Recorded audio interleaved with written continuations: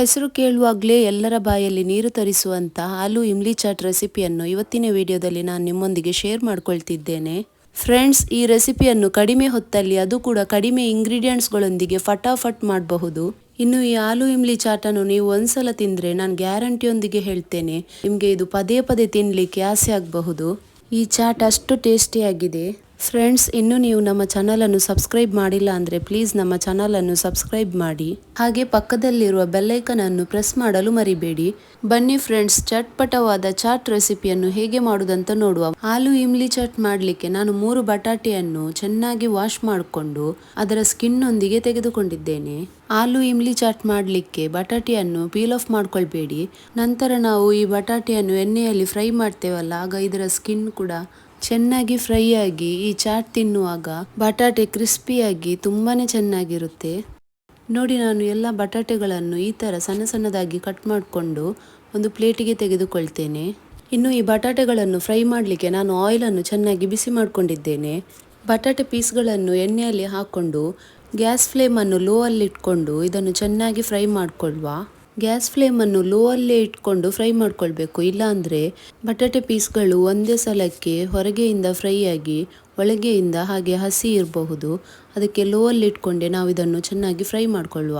ಬಟಾಟೆ ಪೀಸ್ಗಳು ಚೆನ್ನಾಗಿ ಫ್ರೈ ಆಗಿದೆ ಇಲ್ವಾ ಅಂತ ನೀವು ಚೆಕ್ ಮಾಡ್ಕೊಂಡು ನೋಡಿಕೊಂಡು ನಂತರ ಇದನ್ನು ಟಿಶ್ಯೂ ಪೇಪರ್ ಹಾಕೊಂಡು ಒಂದು ಪ್ಲೇಟಿಗೆ ತೆಗೆದುಕೊಳ್ತೇನೆ.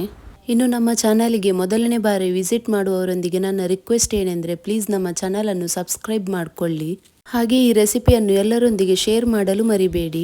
ನೋಡಿ, ನಾನು ಎಲ್ಲ ಬಟಾಟೆ ಪೀಸ್ಗಳನ್ನು ತೆಗೆದುಕೊಂಡಿದ್ದೇನೆ. ಇನ್ನು ಈ ಬಟಾಟೆ ಪೀಸ್ಗಳನ್ನು ಒಂದು 15 ನಿಮಿಷ ಫ್ರೀಝರಲ್ಲಿ ಇಟ್ಕೊಂಡು ನಂತರ ಇದನ್ನು ಹೈ ಫ್ಲೇಮಲ್ಲಿ ಡಬಲ್ ಫ್ರೈ ಮಾಡ್ಕೊಳ್ತೇನೆ. ಈ ಥರ ಮಾಡೋದ್ರಿಂದ ನಮ್ಮ ಬಟಾಟೆ ಪೀಸ್ ತುಂಬಾ ಕ್ರಿಸ್ಪಿಯಾಗಿ ಬರುತ್ತೆ. ಇನ್ನು ಈ ಚಾಟನ್ನು ನೀವು ಗೆಸ್ಟ್ಗಳಿಗೆ ಮಾಡೋದಾದರೆ ಸರ್ವ್ ಮಾಡುವ 5 ನಿಮಿಷ ಮೊದಲು ಇದನ್ನು ಫ್ರೀಝರಿಂದ ತೆಗೆದು ಡಬಲ್ ಫ್ರೈ ಮಾಡಿಕೊಂಡು ನಂತರ ಇದನ್ನು ಅಸೆಂಬಲ್ ಮಾಡಿಕೊಂಡು ಗೆಸ್ಟ್ಗಳಿಗೆ ಕೊಡಿ, ಆಗ ಇದು ಚೆನ್ನಾಗಿ ಕ್ರಿಸ್ಪಿಯೇ ಇರುತ್ತೆ.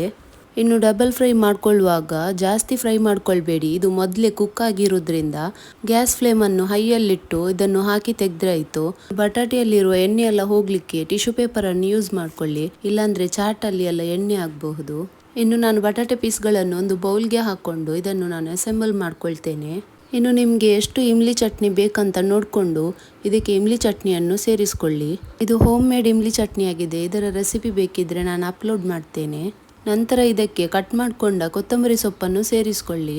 ಆಮೇಲೆ ಅರ್ಧ ಚಮಚದಷ್ಟು ಜೀರಾ ಮಸಾಲ, ಅರ್ಧ ಚಮಚದಷ್ಟು ಚಾಟ್ ಮಸಾಲ, ಆಮೇಲೆ ಅರ್ಧ ಚಮಚದಷ್ಟು ಮೆಣಸಿನ ಹುಡಿ. ನಿಮಗೆ ಖಾರ ಸ್ವಲ್ಪ ಜಾಸ್ತಿ ಬೇಕಿದ್ರೆ ಮೆಣಸಿನ ಹುಡಿಯನ್ನು ಜಾಸ್ತಿ ಹಾಕ್ಕೊಳ್ಳಿ. ಇದನ್ನೆಲ್ಲ ಚೆನ್ನಾಗಿ ಮಿಕ್ಸ್ ಮಾಡ್ಕೊಳ್ಳಿ. ನೋಡಿದ್ರಲ್ಲ ಫ್ರೆಂಡ್ಸ್, ಚಟ್ಪಟವಾದ ಹಾಗೆ ಎಲ್ಲರ ಬಾಯಲ್ಲಿ ನೀರು ತರಿಸುವಂಥ ಆಲೂ ಇಮ್ಲಿ ಚಾಟ್ ರೆಡಿಯಾಗಿದೆ. ತುಂಬಾನೇ ಟೇಸ್ಟಿಯಾದ ಈ ಚಾಟನ್ನು ನೀವು ಟ್ರೈ ಮಾಡಿ ಅಂತ ಹೇಳ್ತಾ, ಇನ್ನೂ ನೀವು ನಮ್ಮ ಚಾನಲನ್ನು ಸಬ್ಸ್ಕ್ರೈಬ್ ಮಾಡಿಲ್ಲ ಅಂದರೆ ಪ್ಲೀಸ್ ನಮ್ಮ ಚಾನಲನ್ನು ಸಬ್ಸ್ಕ್ರೈಬ್ ಮಾಡ್ಕೊಳ್ಳಿ. ಇನ್ನೂ ಇಂಟ್ರೆಸ್ಟಿಂಗ್ ರೆಸಿಪೀಸ್ಗಳೊಂದಿಗೆ ಮತ್ತೆ ಸಿಗೋಣ ಫ್ರೆಂಡ್ಸ್.